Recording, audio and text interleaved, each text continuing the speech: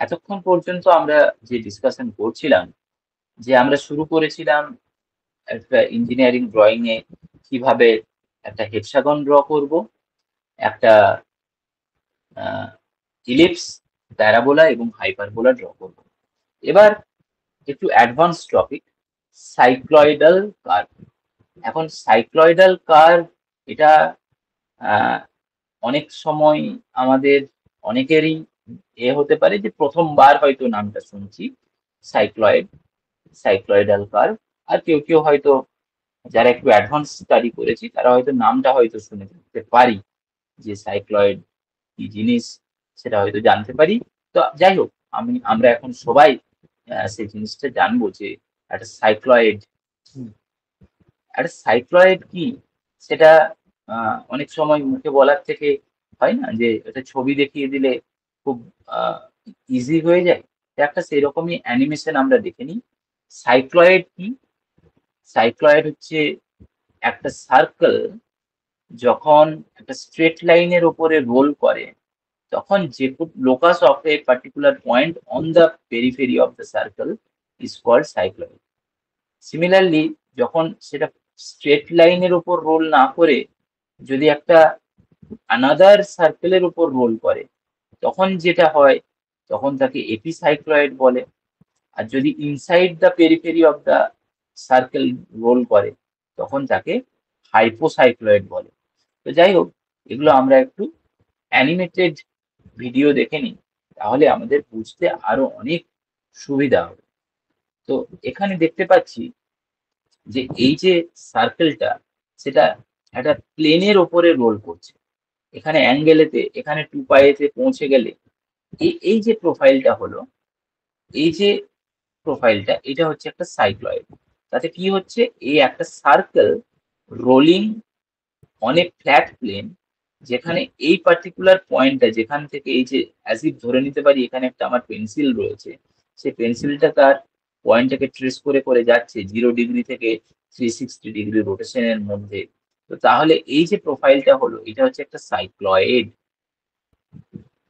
নিশ্চয়ই আমাদের সবার ক্লিয়ার হয়েছে যে একটা সাইক্লয়েডাল প্রোফাইল কিভাবে জেনারেট হতে পারে।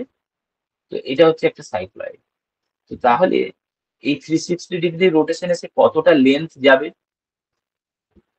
নিশ্চয়ই তার সার্কামফারেন্সের সমান, যেটা 2πr, বা আমরা πd বলতে পারি, এখানে ডিটা হচ্ছে ডায়ামিটার আর আরটা হচ্ছে রেডিয়াস।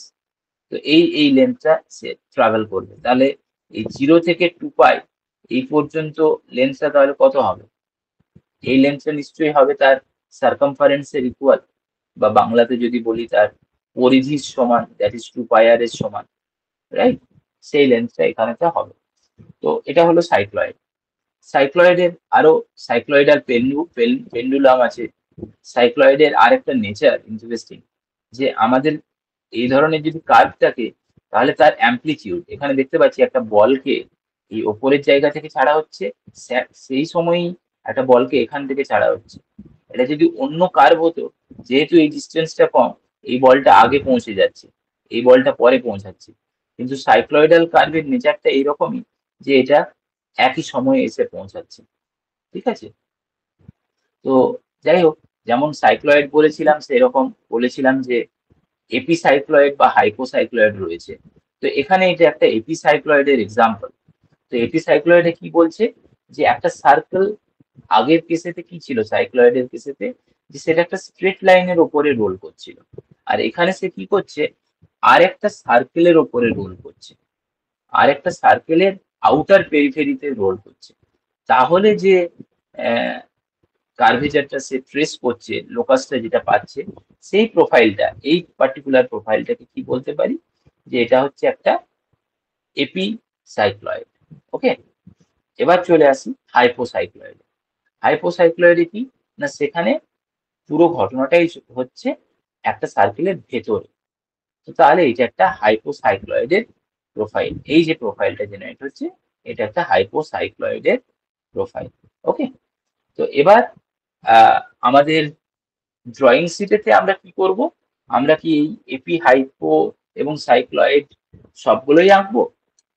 না, দরকার নেই। আমরা একটু সহজ করে নিচ্ছি যে একটু শুধু সাইক্লয়েডের একটা ছবি আমরা আঁকবো। তো এই সাইক্লয়েডের ছবিটা কিভাবে আঁকতে পারি সেই নিয়ে আমরা এখন ডিসকাস করব। তো তো প্রবলেমটা হচ্ছে যে এখানে একটা এক্সাম্পলও দেখতে পাচ্ছি যে পার্টিকুলার এই আর্চটা একটা কিন্তু সাইক্লয়েডাল প্রোফাইল। তাহলে ন্যাচারালি এই আর্চটা যেখানে আছে তার সিভিল ড্রয়িংটা যেখানে করতে হবে, তাহলে এই সিভিল ড্রয়িংটা করতে গেলে এখানে একটা সাইক্লয়েডের ছবি একটু আঁকতে হবে। তো তাহলে সেই সাইক্লয়েডের ছবি যখন আঁকতে হবে তাহলে সেটা তো আর নর্মাল আমরা সার্কেল দিয়ে তো আর রিপ্রেজেন্ট করতে পারবো না। আমাদের কাছে যেটা খুব ইজিলি অ্যাভেলেবেল কার্ভের মধ্যে সেটা হচ্ছে সার্কেল। কম্পাসে পেন্সিল অ্যাটাচ করো আর একটা সেন্টার করে ঘুরিয়ে দিলে যে প্রোফাইলটা হবে সেটা তো আর সাইক্লয়েডাল প্রোফাইল হবে না, সেটা সার্কেলই হবে। তো তাহলে সার্কেল আঁকলে তো আমার এখানে সেটা তার ট্রু রিপ্রেজেন্টেশন হলো না। তো তাহলে এখানে আমাকে একটা সাইক্লয়েড আঁকতে হবে। তো সেই জন্যই আমরা বেসিক্যালি বিভিন্ন ইঞ্জিনিয়ারিং কার্ভস যেগুলো রয়েছে সেগুলো আমরা কি করি, প্র্যাকটিস করছি। আর এবারে এখানে কোয়েশ্চেনটা হচ্ছে construct A cycloid of 42 millimeter diameter circle for one revolution। তো এখন কেন 42 ভ্যালুটা নিলাম? ভ্যালুটা নেওয়ার কারণটা হচ্ছে একটু আমার স্টুডেন্টদের সুবিধা হবে। কি রকম সুবিধা না, 42 নিলে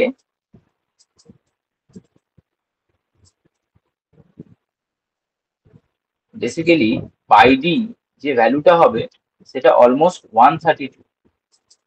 আর এই 132 এইটাকে যদি আমি 12 ইকুয়াল পার্টসে ডিভাইড করতে চাই তাহলে 132 ডিভাইডেড বাই 12 যদি করি তাহলে 11 আসে। 132 ডিভাইডেড বাই 12 তাহলে 11 মিলিমিটার করে এক একটা মার্কের লেন্থ হয়, that is 11 millimetre per parts.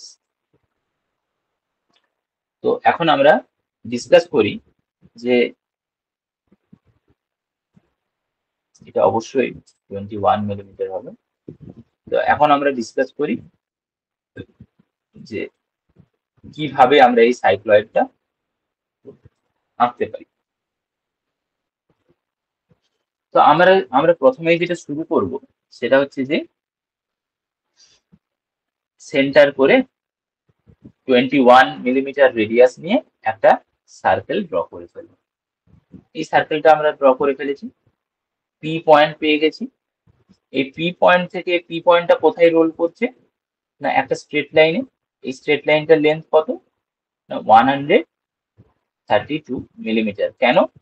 কারণ হচ্ছে 22/7 দ্যাট ইজ পাই ইন্টু 42 হচ্ছে তার ডায়ামিটার। এটা যদি করি তাহলে 132 হবে। তাহলে আমি পি পয়েন্ট পেয়ে গেছি আর এক্সট্রিম এন্ডে এ পয়েন্ট পেয়ে গেছি, রাইট? এ পয়েন্ট পেয়ে গেছি যেটা 2 পাই রোটেশনের পর যে ফাইনাল পয়েন্টে রিচ করবে। তাহলে এই দুটো পয়েন্ট আরেকটা অবশ্যই পয়েন্ট পেয়ে যাব, সেটা হচ্ছে এর মিড পয়েন্টে একদম টপ মোস্ট যে কানেক্টিং পয়েন্ট আছে P6টাও বড় জোর আমরা বাই জিওমেট্রি পেয়ে যেতে পারি। তাহলে এই তিনটে পয়েন্ট দিয়ে নিশ্চয়ই আমরা কার্ভ জয়েন করে দেব না, ঠিক আগে যেরকম বলেছি, তাহলে সাইক্লয়েড পেয়ে যাব না। আমরা চেষ্টা করব মাঝে আরো কিছু পয়েন্টস ডিরাইভ করার। তো যাই হোক, আমরা টোটাল লেন্থটাকে 12 ইকুয়াল ডিভিশনসে ডিভাইড করব, 12 ডিভিশনস। তাহলে কি দেখতে পেলাম, ভ্যালুটা আমরা এমন ভাবেই সিলেক্ট করেছি আমাদের একটা লাইনকে n নাম্বার অফ ডিভিশনসে ডিভাইড করার যে মেথড সেটা অলরেডি আমরা স্কেল এই যে অঙ্কগুলো করেছি সেখানেতে শিখেছি। তাই সেই এক্সারসাইজ বারবার রিপিট করার কোনো অবজেক্টিভ আমার নেই। আমি কি করব, ভ্যালুটা এমন ভাবেই সিলেক্ট করলাম 132 যেটা 12 ইকুয়াল ডিভিশনসে ডিভাইড করলে এই ভ্যালুগুলো কি হয়ে গেল, ইজি হয়ে গেল। এখানে 11 মিলিমিটার করে করে আমি ইজিলি মার্ক করে নিতে পারি। তাহলে 1 2 3 4 5 6 7 8 9 11 অ্যান্ড এ, এইভাবে আমি সব পয়েন্টগুলো পেয়ে গেলাম, রাইট? এই পয়েন্টগুলো পেয়ে গেছি। তাহলে 12 ডিভিশনস হয়েছে। এই সার্কেলটাকেও 12 ইকুয়াল ডিভিশনসে ডিভাইড করব। একটা সার্কেলকে 12 ইকুয়াল ডিভিশনসে ডিভাইড করা মানে হচ্ছে 30 ডিগ্রি অ্যাঙ্গেল। তাহলে বেসিক্যালি আমি এই লাইনগুলো পেয়ে যাচ্ছি, রাইট? এই লাইনগুলো পেয়ে গেছি। এবার আমি কি করব, পি স্কেল বসিয়ে এই ন্যাচারালি যেটা 30 ডিগ্রি, এখানে 60 ডিগ্রি অ্যাঙ্গেলে হবে এবং এখানে 120 ডিগ্রি অ্যাঙ্গেলে হবে, that is 7 dash and 5 dash. এই পয়েন্টগুলো একই লাইনের উপরে থাকবে। এই লাইনটাকে এক্সটেন্ড করব, একদম শেষ পর্যন্ত বাড়িয়ে দেব। সিমিলারলি 6 থেকে টপ মোস্ট পয়েন্ট থেকে একটা লাইন এক্সটেন্ড করব, একদম এই শেষ পর্যন্ত বাড়িয়ে দেবো, এই একদম এখান পর্যন্ত বাড়িয়ে দেবো। সবগুলোই কিন্তু হালকা কনস্ট্রাকশন লাইনে হবে। এই লাইনটাকেও বাড়াবো, সেন্টার দিয়ে যেটা যাচ্ছে সেটাকেও বাড়িয়ে দেবো, 10 ড্যাশ থেকে 2 ড্যাশের থ্রু দিয়ে যেটা যাচ্ছে সব বাড়িয়ে দেবো। আর একটা জিনিস যেটা বলে রাখি, যেটা অন্যগুলোই হয়তো আমি মিস করে গেছি, যে লেভেলিং, এই লেভেলিংটা কিন্তু যে সিকোয়েন্সে হচ্ছে সেই সিকোয়েন্সে কিন্তু কমপ্লিট করব।